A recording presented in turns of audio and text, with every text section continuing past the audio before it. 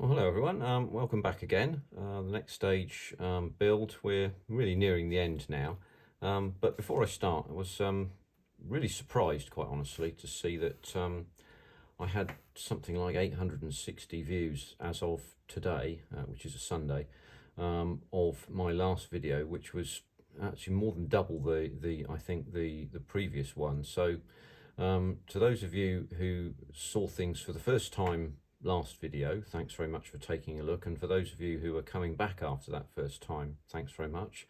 I gather from what I can see that I now have 34 subscribers, and my understanding is that probably at least half of you might have subscribed on purpose. So, well, thanks for that too. So I shall try to do the best I can to explain the next stage and to do one or two things just to show you. So let's get straight into it. Now, you will have seen that the undercarriage is now fitted. I was going to show that on video, but actually it turned out to be an exceptionally long and boring video to do.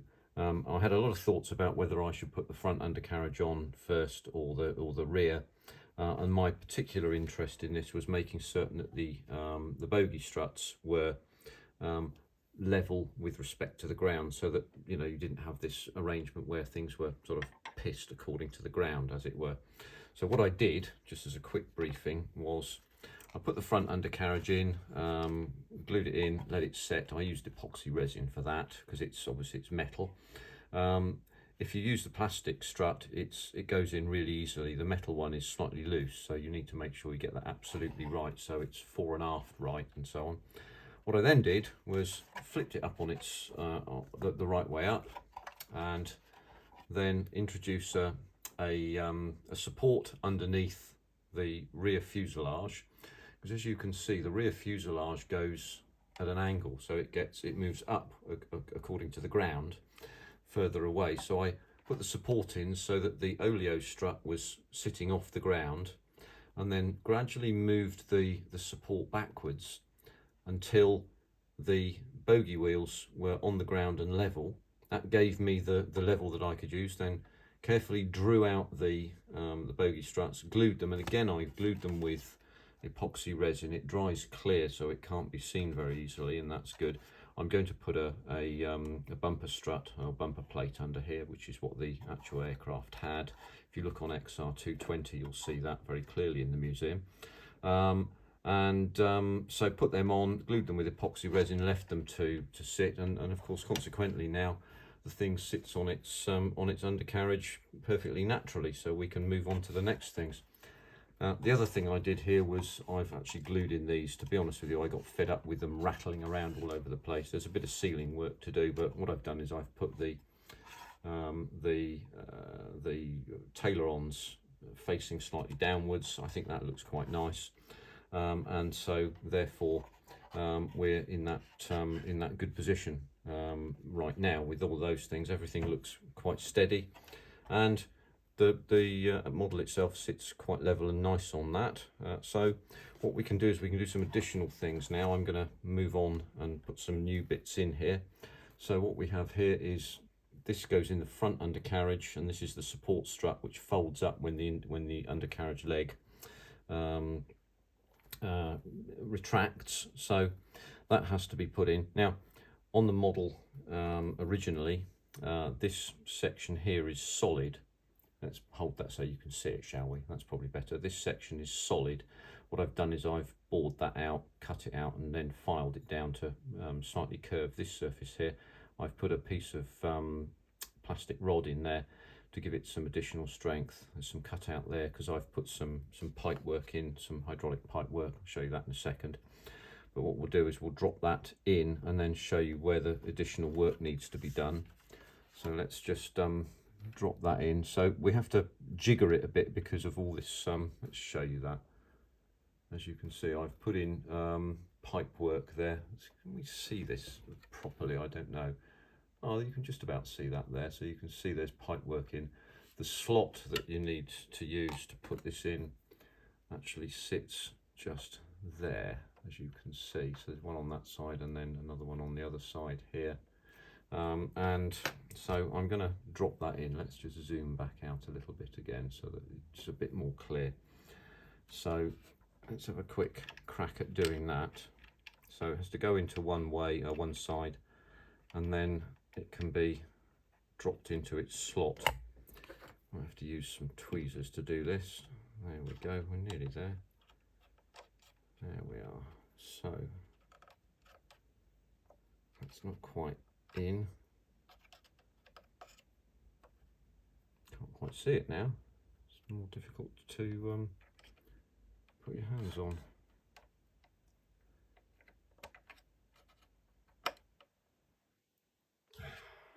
It looks like it's in. That doesn't look right, to be honest with you. I'm not really happy about that. I don't know quite why that's not sitting in just as it should. That's in the right place, but that's I thought that this end bar here mated up to that section there. That was my thinking on this, but that doesn't seem to be the case. That's quite odd. Oh well, we'll leave that as it stands for the minute and see what happens. Like I said, I do these things live. I don't tend to edit any of these. Not quite sure what I'm going to do about that. I should have to look at the research on that before I do anything else. Therefore, quick change of plan here now. I'm going to avoid all this. These undercarriage doors, when the aircraft is on the ground, these stay shut, just as, which we'll move on to now, these doors also stay shut. So the kit calls them out to be open, but they are in fact shut unless the doors, unless they're required to be open to allow the undercarriage to go back and retract. So there's a slight issue with these. First of all, this slot here, which is the vent hole for the heat exchanger, is actually the heat exchanger vent is slightly below where it ought to be. It should mate up precisely to the undercarriage door, and it doesn't. But I can't see any way of changing that, and I think that's just a vagary of the kit.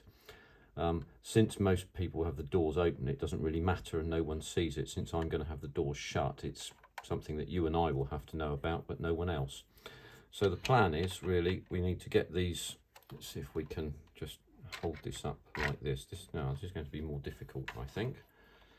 So what we're going to do, I'm going to put that up like that and then just move my camera down so that you can see that. Just zero it in a little bit. Let's center it up, shall we?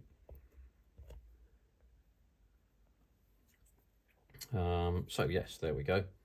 So this, I'll give some tweezers for a minute, but can we still see that? Yes, we can. So this has to fit in here, but it's not a precise fit.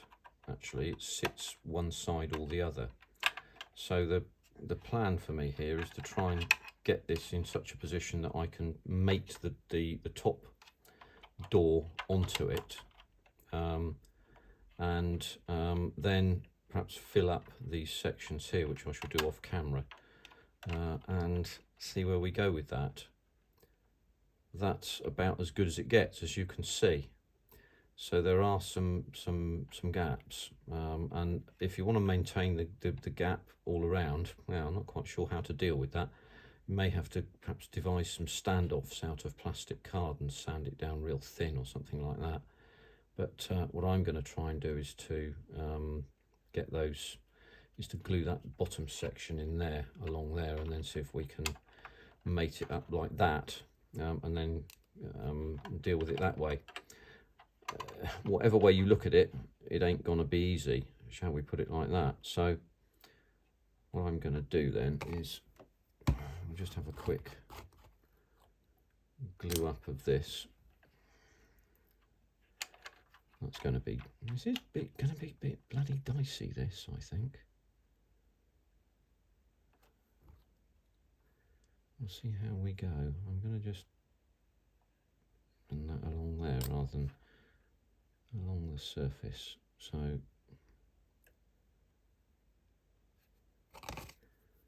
Let's see if we can make sure that's level there.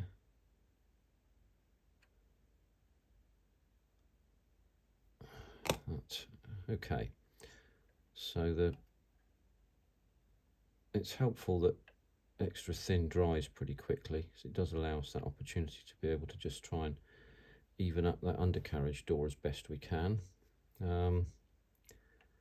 And hopefully after a short while, honestly, if I had extra hands, I would put some tape on.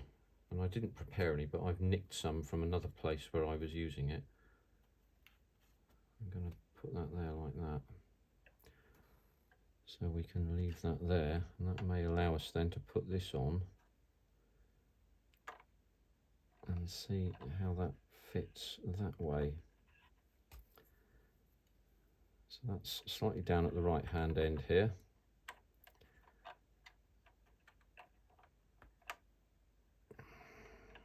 Yeah, still slightly down at the right hand end.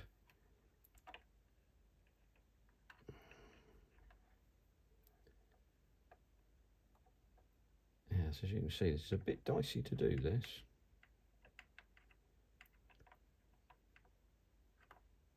That's about as good as it's going to get, I think. Just dab a little bit of extra thin in there and a little dab in there. I'm not going to go too close to that end there, because you can see I've got a bit of tape in there. So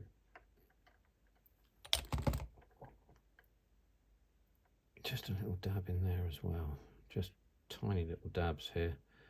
So I want to try and keep this as even as I can, because I want this seam here to be as even as it can be. Hopefully I get that bit right. And leave that as it stands.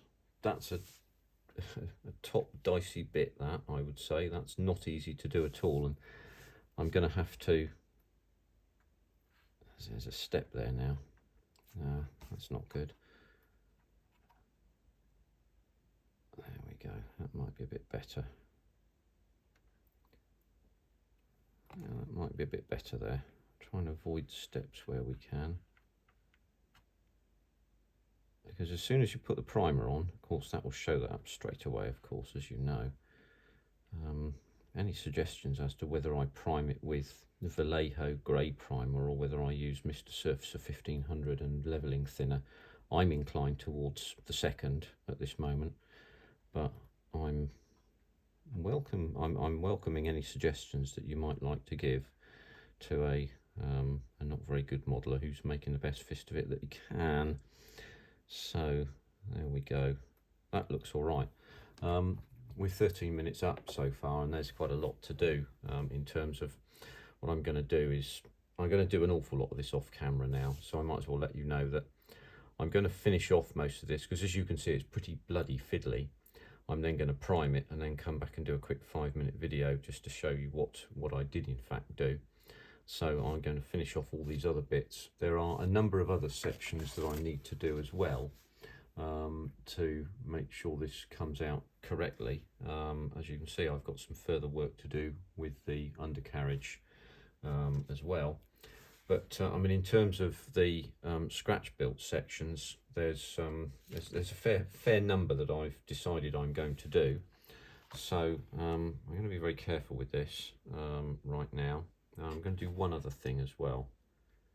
See, that's stepped there as well. I'm going to do one other thing for you as well, which is to put on what I believe to be the HF antenna too. So just a quick word about the HF antenna. There it is, damn tiny thing. There you go. Now this comes off the model sprue, but it's monolithically thick. It'd make it look like the HF antenna is made out of angle iron or something. It's terrifically thick. So what I've done is I've carved it down, and then because I'm using the upgrade nose cone which comes with the cockpit upgrade, I have to drill another hole. Best way to do that, use the seam line and get a line between the seam line and the nose cone front end. Make a little indentation with a sharp point, like a scoring point or something like that, and then drill from there. it'll be quite a small hole. And then you can make certain you get that upright and in the right location. So I need to just get a little applicator here. So there's a little applicator for my glue. I'm using a standard household, reasonably fast drying, very fast drying as it happens, glue for this, because it's resin and you can't really use cement there. So I'm going to use that. Very small amount of glue required there. Just drop that in there, and I want to use this because obviously it dries more slowly, and then I can just take a quick look at that. It's the wrong way round, so I need to switch that round the right way. There we go. So that's on and straight with respect to the vertical. Can we see that there? Yeah, there we go. That's what it looks like. So I'm going to let that dry. Just make sure it's absolutely straight there. And whilst I let that dry and these other things dry off, just a quick list of what's going to happen with the rest of the model. So in terms of additional builds, the windscreen clearance pipes and rain dispersal slots. So the rain dispersal slots sat in front of the front windscreen, the canopy there, and there are two little pips that sit either side those rain dispersal slots and clearance arrangements. Now, immediately below the second thing, this is immediately below the equipment base, port and starboard, are two pitot heads which aren't shown here and they aren't built, so I'm going to have to scratch build those. On 219, on the port side, just forward of the engine bay here, there was an experimental pitot head, so I'm going to have to put that in too. That's clearly shown on the pictures. Then undercarriage leg retraction jacks for the two front undercarriage there, and obviously the side undercarriage flaps here. You would have needed retraction jacks if you have the undercarriage doors open here, but since the undercarriage doors are not open with 219 or in fact any of the aircraft, I can put them shut. They should, I would suspect, shut. No, they're not going to shut, are they? So I'm going to have them open anyway, so I'm going to have to put retraction jacks in, so duh. So that's the next one. Front undercarriage, I've done that.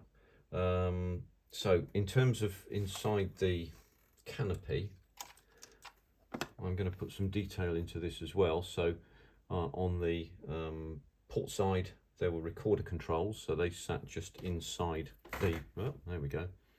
They sat just inside here on the inside there. And then there was on the starboard side time indent bases and a couple of boxes there, so I'm going to put them in. So that's another thing that's going to have to go in.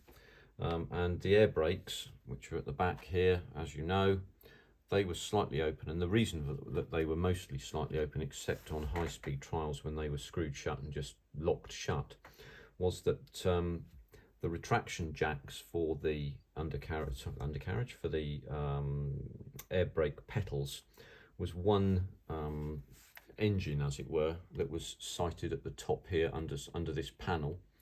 In fact, under that panel there, you can see that just there, it was under that panel, and it controlled all of them. And there was always, with XR219, as me banging things around there, there was always a problem with the all of the jacks, the screw jacks actually being in sync. So there was a synchronization problem which was never resolved in any of the flying tests. So there was a bit of a problem to sort out there. And the final thing that I'm going to do is the brake parachute strap and shackle. So the shackle sits into the rear side of the into there. Obviously I'm not going to put that right in, but then the strap goes along there. So the strap was white. Let's show that so you can actually see it, shall we? The strap was white, the shackle was, I don't know what it was, it would have been high-speed steel or some very strong steel, I would imagine, something like that, so that it doesn't break. No good making it out of bloody chocolate, eh? There we are. So there's a few modifications to do. What I'm going to do is I'm going to go away and do those off camera, and then I'll come back when I've primed it and show you the result there, and obviously outline the results of what I've what I've done, and we'll take it forward from there. So look, thanks very much for coming along again, particularly all of you, about 400 new viewers. I was really pleased that you did. Hope you come back again, and if you have and you've got this far, thank you very kindly. We'll see you another time. Thanks then. Bye bye.